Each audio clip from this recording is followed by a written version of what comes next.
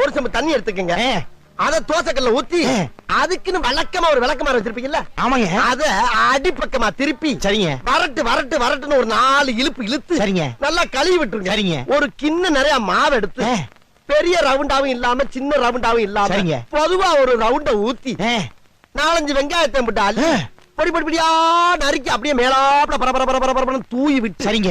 ஒரு நீளமான கேரட் எடுத்து அதையும் பொடி பொடியா நறுக்கி சரிங்க. அப்படியே மேலாப்ல பரபரப்பா தூவி விட்டு சரிங்க. ஒரு 16 கரண்டி நெய் எடுத்து சரிங்க. அதுல 6 கரண்டி நெய்ய உள் சைடு அப்படியே லேசா விளாவி விட்டு சரிங்க. 10 கரண்டி நெய்ய தோசைக்கு வெளி சைடு அப்படியே மேலாப்ல விளாவி விட்டு சரிங்க. இட்லி பொடி இருக்கு பாத்தீங்களா? அத அப்படியே அள்ளி மலை சாரல் மாதிரி அதை மேலாப்ல பரபரன்னு அப்படியே பேய விட்டு சரிங்க.